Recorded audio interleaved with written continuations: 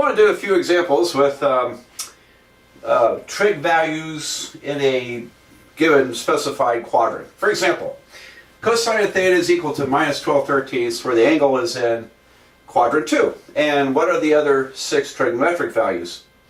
Well, all right, let's first of all, one more time on quadrants.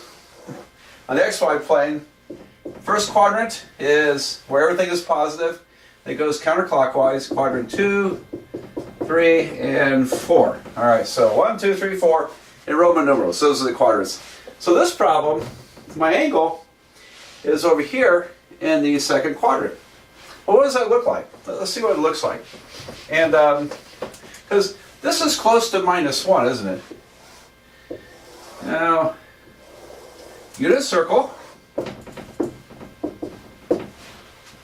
And what is cosine? Cosine is the x value or the y value? It's the x value. And the x value is almost -1. It's right there. There's minus 12/13. So if I go up to here and connect, this angle right here is theta. And all right, there you go. And you know, hypotenuse is 1. And so we could do it this way. We say, all right, well then if this is 1, a hypotenuse, and the base going in the x direction is minus 12/13, then what's the height of this triangle? And you could use the Pythagorean theorem. I have y squared plus minus 12/13 squared equals to 1 squared. And now it gets a little messy. Y squared is 144 over 169. Oop, that's not equal there, that's a plus sign. Plus 144 over 169. And 1 squared is 1. Well, when the dust settles here, 1 is 169 over 169. You want common denominator, so when I subtract 144 over 169, y squared is going to be 25 over 169, which means y is the square root. It's going to be 5/13. Now, the question you have to ask yourself is, is that supposed to be a positive 5/13 or a negative 5/13? So one thing you have to throw out the window is that in real life we don't have negative length, but when you deal with this on the circle, we have negative values based on quadrant. We have to kind of toss out that rule that length can't be negative. And but 5/13 is up here, and that's the sine value. Now my diagram is not perfect here because 5/13 should be a little below a half, but the sine value is the y value. So sine of theta is 5/13. Okay, because in the second quadrant, y's are positive, so sines are positive. X's are negative, so cosines are negative. Got that? All right, now I don't know if this is a tremendously satisfying way of thinking about it. Let's try a different approach. And here's my different approach. I'm going to create a triangle. And it's in the second quadrant. It's really this triangle here, except I'm going to scale it and make the hypotenuse 13 and the this side -12. All right, well, if you think of this as theta, and really theta is obtuse, but cosine is adjacent over hypotenuse, and then this side has to be positive because we're in the second quadrant. So you could go through and do the Pythagorean theorem, 5 squared plus 12 squared, the negative cancels, equals 13 squared. And there you go. And so sine is going to be 5/13. Positive because it's in the second quadrant. All right, so a couple different ways, two different ways to think about this. Now what about tangent? I think the safe thing here to do is to view tangent as sine over cosine. So 5/13 divided by -12/13, the 13s cancel. This is the denominator, cancels that denominator. you could invert and multiply it and show that the 13s cancel. I end up with a negative 5/12, minus 5/12. There's the tangent. There you go. And then we could fill in the other 3 trig functions from here. So let me go ahead and do those. Secant of theta, invert this, so it's minus 13/12. Cosecant theta inverts the sign, it's going to be 13/5. And then cotangent is going to be negative 12/5. There you go. Okay, so that's how you do that. All right, so I think I probably ought to do a couple more of these. Here's a tangent of an angle theta is 3/4 in quadrant 3. So let's do the other trig functions. Okay, why don't we do this? Here's a thought for you. First of all, if we could fill out all the values and then look at the quadrant, we can determine what's negative and positive. So here is kind of a third approach to this. This is actually my favorite way of doing it. And so, a tangent of 3/4, that's 3/4, okay? Here's theta. And so that's the 3, 4, 5 triangle. 4 squared plus 3 squared equals 5 squared. Like this. So tangents, opposite, or hypotenuse is 3/4. Okay. And that means the cosine. Now this won't be necessarily the final answer. The cosine is going to be 4/5. The sine is sine of theta. Don't write a sine without a theta or some angle here. There we go. Sine is 3/5. And then we could, we already know it's quadrant 3. So cotangent is 4/3. Secant is 5/4. And cosecant is 5/3. Okay, now the other thing to resolve is what are the SIGN signs? You know, what's negative, what's positive. Now in the third quadrant, down here, x's and y's are negative.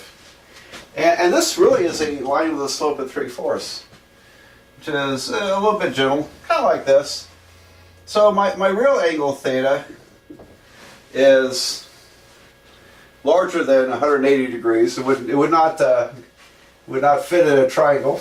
Okay, but there it is, and the both cosine and sine are negative. I mean, this point on the unit circle, if it had a radius of 1, then cosine is minus 4/5. That means this is negative 4/5 and negative 3/5. All right, so I just mistakenly said that cosine is 4/5. It would have to be negative because in the third quadrant, sines and cosines are negative.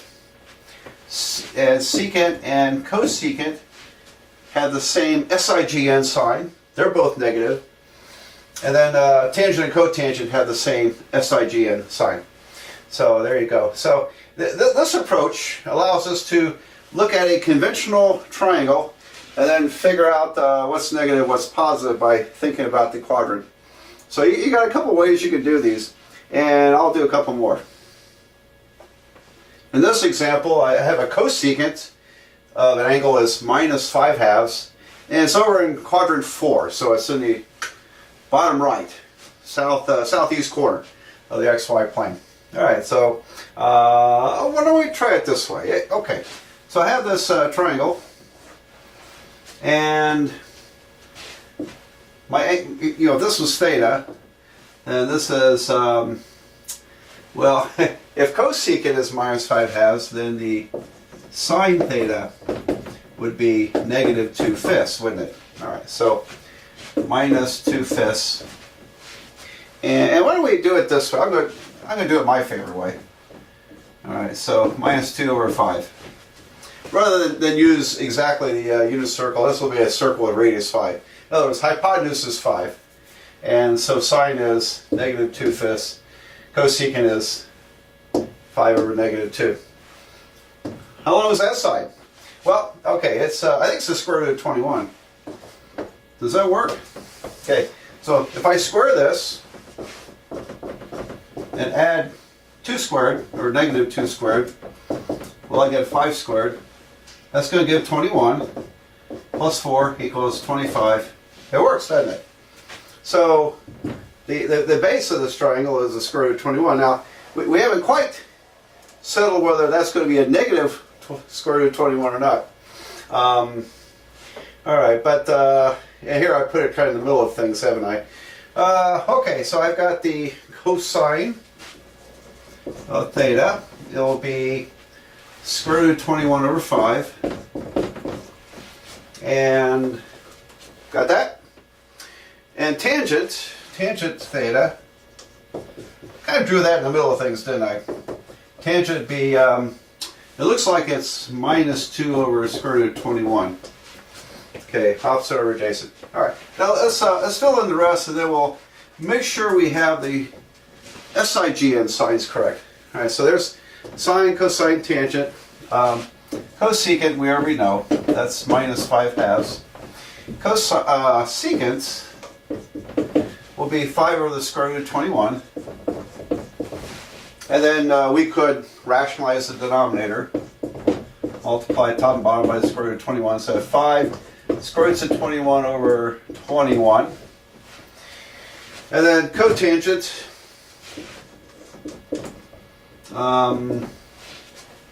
Could be negative. Could be negative. So it's going to be, flip this. I have minus square root of 21 over 2.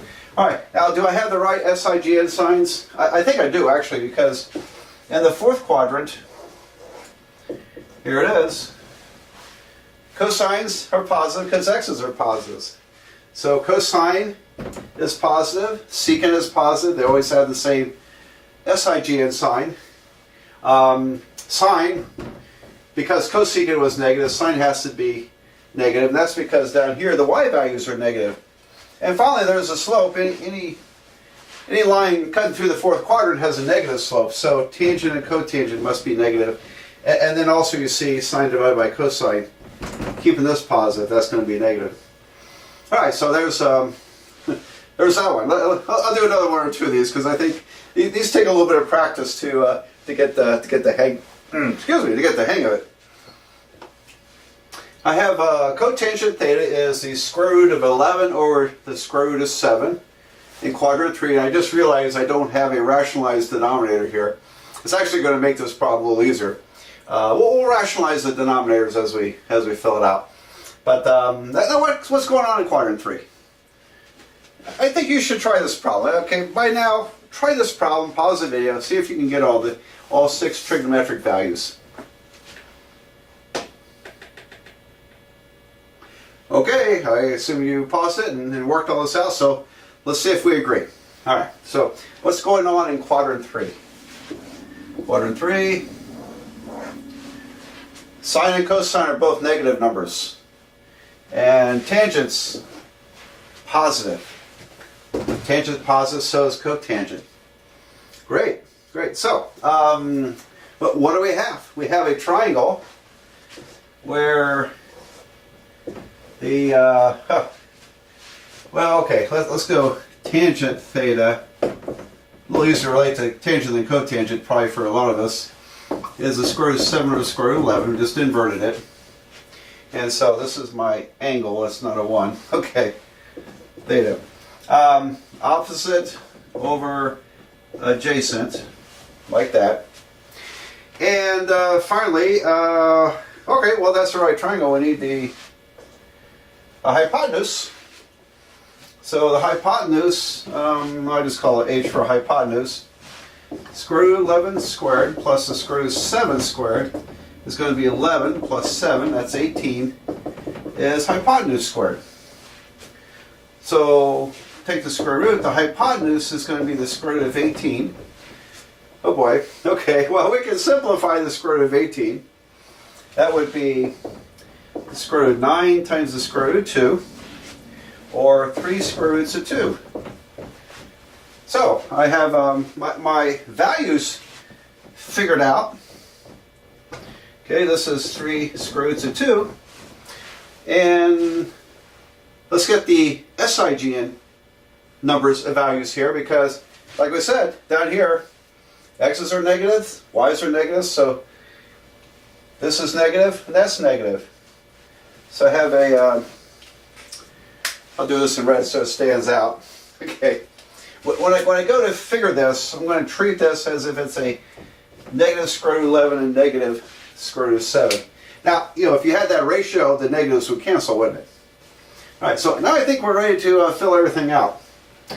And I'm going to erase everything but that little triangle over there. Here we go. So I'll rationalize the denominator. Tangent is going to be the square root of 77 over 11. Sine of theta, or cosine, you know, I don't like the matter. Order matters. If we went with sine, it's going to be negative square root of 7 over 3 square roots of 2. Negative square root of 7 over 3 square roots of 2. Rationalize the denominator, multiply by the square root of 2, and we get minus square root of 14 over 2 times 3. There's 6. There's sine. Okay. Cosine. Okay, so that's going to be negative square root of 11 over 3 square roots of 2. So minus square root of 11 over 3 square roots of 2. Rationalize the denominator, multiply by the square root, top and bottom. And I get minus square root of 22. Oh, there goes that furnace again. That's that noise that's going on next door. Kind of cold outside. 3 times 2 is 6. There we go. So we have the tangent, sine, and cosine. Okay, let's go ahead and do the others. And I guess we don't need this anymore. So let me tell you what, if you're not willing to draw little sketches and think about quadrants, then this is going to be pretty tough doing these problems. You really have to sketch things, fill in numbers, think about what's positive, what's negative based on quadrant. This is what you got to learn. And if you're not willing to draw these little pictures and think about quadrants, then this is going to go pretty tough. It won't go so well for you. All right, so I'll rewrite cotangent. Cotangent theta, which was given to us, square root of 11 over square root of 7. So if I rationalize it, it's the square root of 77 over 7. It's a pretty neat number. And then the cosecant is this thing inverted. What should I do? I'll just invert this one. All right, so cosecant, right, is negative 6 over the square root of 14. Rationalize denominators. And I get minus 6 square roots of 14 over 14.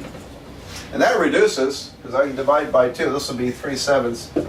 So I get negative 3 square root of 14 over 7. Okay. And finally, secant. Secant's probably going to do something like that as well. Secant theta, minus 6 over the square root of 22. Minus 6 over the square root of 22. Rationalize denominators. And I get minus 6 square roots of 22 over 22. And that reduces, and I'm afraid if I write too low, you won't see it. Well, I'll write low. Okay. Simplify the fraction. Minus 3 square roots of 22 over 11. I'm not sure. It might be below the camera range. Negative 3 square root of 22 divided by 11, because I reduced this fraction. All right, so there you go. Shall I do one more example? Why not? We'll do it. We'll do a quick one. One last example. Sine theta is equal to 8/17. And let me mix it up a little bit. Now I put quadrant 2, but suppose it came to you this way, where theta is between 90 degrees and 180 degrees. Okay, well that puts it in quadrant 2, doesn't it? It could read pi over 2 and pi. Could read that as well. So, but then you got to recognize that however it's written here, what quadrant are they talking about? All right, well, this is quadrant 2, isn't it? And quadrant 2, what's going on in quadrant 2? Okay, well, y's are positive, x's are negative, so sine's positive, cosine's negative, tangent's going to be negative. So anyway, this is a pretty nice triangle actually, as if we look at the 8 and 17, it turns out this is going to be 15. Is that right? 15 squared plus 8 squared is 17 squared. That's 225 plus 64 is 289. Ah, I thought so. I thought so. So anyway, that makes it a Pythagorean triple or a Pythagorean triangle where you have integer sides. I can't remember if I mentioned this in another video, but I many years ago, I don't know, almost 30 years ago, I sat down and I figured out all infinitely many possible Pythagorean triples or triangles, you know, triangles with integer sides. And if that meant, what that meant was I figured out a formula or a function that could generate all possible Pythagorean triples. All right. Not a huge accomplishment. That was done a couple hundred years ago, but I just wanted to see if I could do it myself. I got to tell you, it's a lot of work. And anyway, so there are infinitely many possible unique combinations of integers that would fit on a right triangle. Very interesting project to work on as a mathematician, I thought.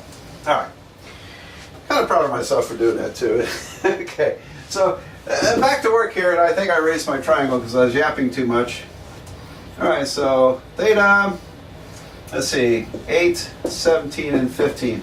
All right, now I can write it all out. The cosine is going to be 15 seventeenths. Tangent is going to be 8 fifteenths. But also we have to think about negatives. And so in the second quadrant, the x's are negative. All right, so cosines are negatives. And tangents are negatives because you have sine divided by cosine, positive divided by negative is negative. So that's going to be negative 8 fifteenths. Got that settled, right? So then, if we finish out the rest, now that we get the SIGNs settled based upon quadrant, then we can wrap up the problem without much trouble here because we have no square roots. Okay, so cosecant is 17 eighths. Secant is minus 17 fifteenths. And then cotangent is negative 15 eighths. There you go. So I think that does it, and we'll go on from there. I think after this video I hope I'm right. I think we'll go into graphing. So totally new topic, but graphing exploits the use of circular trigonometry. So that's a natural consequence of what we've been studying.